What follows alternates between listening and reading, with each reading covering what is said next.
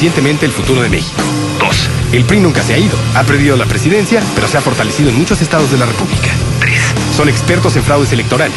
Nadie sabe mejor que el PRI cómo funciona la compra de votos, el chantaje electoral, la formación de grupos de choque, los agujeros y las ambigüedades en las leyes electorales, el robo de urnas, la falsificación de credenciales de elector, etc. 4. Tienen mucha lana.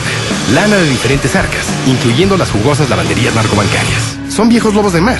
Ya han ido actualizando y perfeccionando sus estrategias. Así es. El PRI es como el amo del Merol. Nunca se ha ido y todo este tiempo ha estado muy ocupado. Grandes monstruos, como el más identificable, Salinas de Gortari, nunca se fueron. Y por el contrario, tienen tentáculos en varios puntos clave de las estructuras de poder. Y este año, con el apoyo de los grandes medios masivos, están más unidos que nunca. El Grupo Atlacomulco, el Bester Gordillo, el Partido Verde y muchos entes oscuros más forman una megalianza prácticamente invencible. Y como ocurrió en 1994, México tiene mucho miedo. Mucho más que en ese crítico año. Los medios lo han explotado y capitalizado durante todo el último sexenio. En 2005, Peña Nieto firmó un contrato con Televisa por 742 millones para promover su imagen. ¿Cuánto más ha pagado el PRI desde entonces? Televisa ha ganado más de 2,000 millones de pesos únicamente de propaganda oficial. Las cifras o favores por todo lo demás se desconocen con exactitud. ¿Quién le paga a quién? ¿Quién gobierna a quién?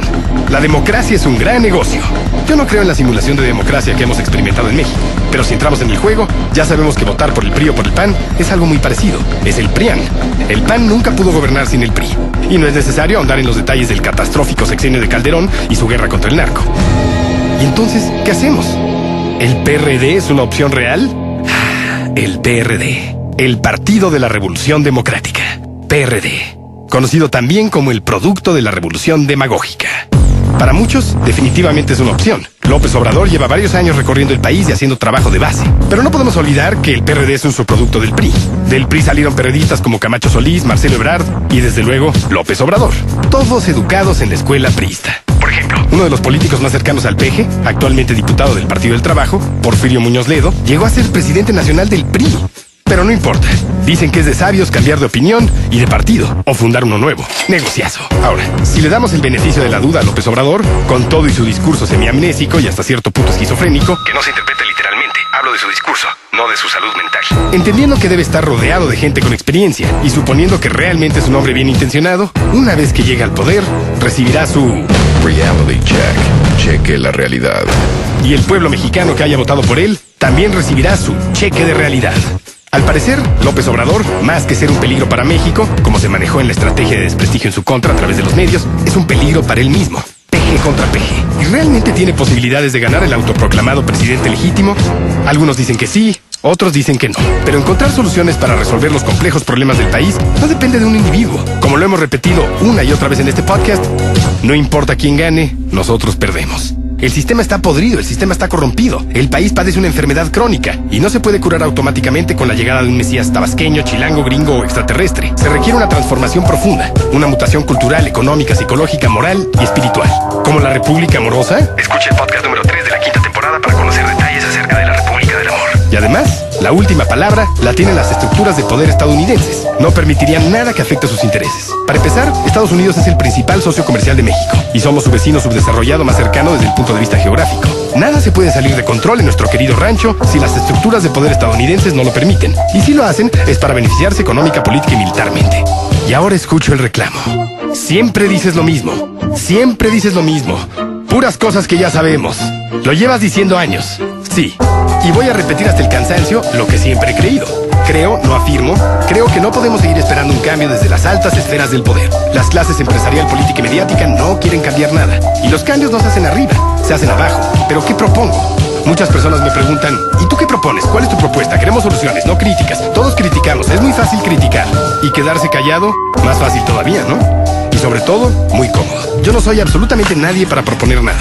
Ni siquiera tendría por qué hablar de esto. ¿Para qué? Yo ni siquiera acabé la preparatoria. No soy una persona con formación académica. Soy un ciudadano común, demasiado común, que de acuerdo con la corriente principal de pensamiento promovida por el sistema establecido, debería estar trabajando en un videoclub al borde de la quiebra. Por fortuna, hay gente que descarga este podcast. Gracias. Pero insisto, no soy nadie para decir qué hacer o qué no hacer. Solo puedo compartir opiniones, ideas, fuentes de investigación. Tal vez lo único que puedo hacer concretamente es sugerir que seamos mucho más cuidadosos con todo aquello que introducimos a nuestra cabeza y almacenamos en nuestro archivo mental, que protejamos nuestro inconsciente y que evitemos posturas y actitudes soberbias ante todo lo que nos rodea. La arrogancia provoca ceguera y sordera. En pocas palabras, No infravaloremos al enemigo. Pero tú eres el más soberbio, Layo. Y eres arrogante. Todos lo somos, Betorcido, para beneficio de aquellos que manejan los grandes instrumentos de control. ¿Y qué le diría este confundido y contradictorio locutor de podcast a aquellos que buscan un cambio a través de la vía electoral? Dicen que las elecciones no se ganan con votos, se ganan con spots, con publicidad. Y no únicamente con los anuncios comerciales localizados y o localizables, sino con todos los métodos y herramientas que tiene un medio a su alcance. Quienes operan sus estrategias de comunicación, a veces fallidas, a veces certeras, son los que realmente terminan influyendo en la percepción de la población. Incluyendo a la que se siente totalmente inmune a la manipulación. Creo que deberíamos empezar por transformar al verdadero gran elector, a los grandes medios masivos, desde afuera y desde adentro, como sea.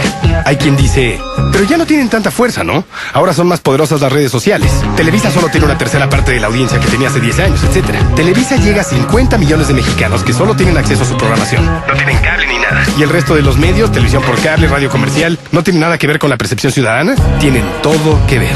Hay ciertos segmentos de la población que se creen más astutos, más inteligentes que los grandes instrumentos de control. Y todos caemos en sus trampas. Unos más que otros. Sin reconocer que utilizan métodos impecablemente bien diseñados para manipularnos. Ah, pero ya sabemos que la televisión nos miente, ya sabemos que el gobierno es corrupto, ya sabemos todas esas cosas. Eso se dice de dientes para afuera. Pero cuando te confías, es cuando estás más vulnerable. Porque como ya sabes todo eso, pues te deja de importar. Mejor te concentras en otras cosas más relevantes en tu vida. ¿Para qué voy a pensar en eso si ya lo sé? Perfecto. La soberbia cegó a ese individuo. Ahora ya no hay barreras, ya no hay obstáculos. Pase usted, señor sistema. Pero, ¿qué más podemos hacer?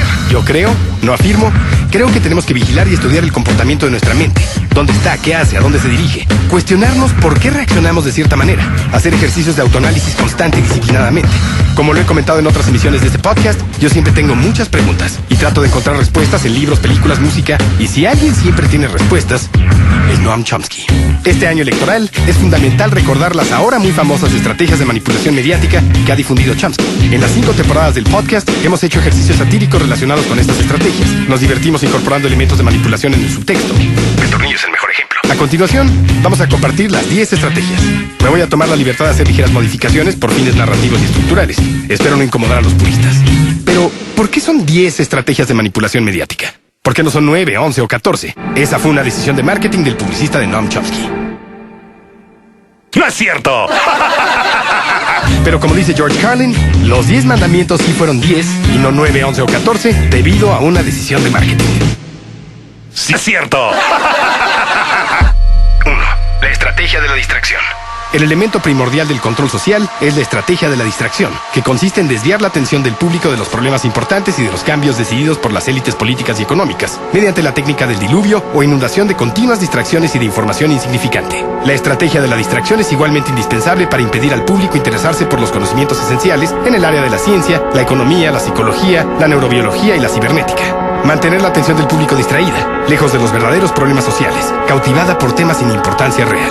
Mantener al público ocupado, sin ningún tiempo para pensar. De vuelta a la granja con los otros animales.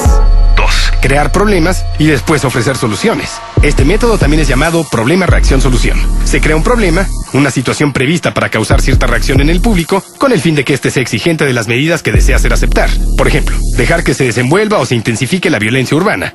O organizar atentados sangrientos para que el público sea el demandante de leyes de seguridad y políticas en perjuicio de la libertad. O también, crear una crisis económica para hacer aceptar como un mal necesario el retroceso de los derechos sociales y el desmantelamiento de los servicios públicos. 3. La estrategia de la gradualidad. Para hacer que se acepte una medida inaceptable, basta aplicarla gradualmente, a cuentagotas, por años consecutivos. Es de esa manera que condiciones socioeconómicas radicalmente nuevas, como el neoliberalismo, fueron impuestas durante los 80 y 90. Estado mínimo, privatizaciones, precariedad, flexibilidad, desempleo en masa, salarios que ya no aseguran ingresos estables, tantos cambios que detonarían una revolución si se aplicaran rápidamente. 4. La estrategia de diferir. Otra manera de hacer aceptar una decisión impopular es la de presentarla como dolorosa y necesaria, obteniendo la aceptación pública en el momento para una aplicación futura. Es más fácil aceptar un sacrificio futuro que un sacrificio inmediato. Primero porque el esfuerzo no es empleado inmediatamente. Y luego porque el público, la masa, tiene siempre la tendencia a esperar ingenuamente que todo irá a mejorar mañana y que el sacrificio exigido podrá ser evitado. Siempre vendrán tiempos mejores. Esto da más tiempo al público para acostumbrarse a la idea del cambio y de aceptarla con resignación cuando llegue el momento. 5. Dirigirse al público como criaturas de poca edad.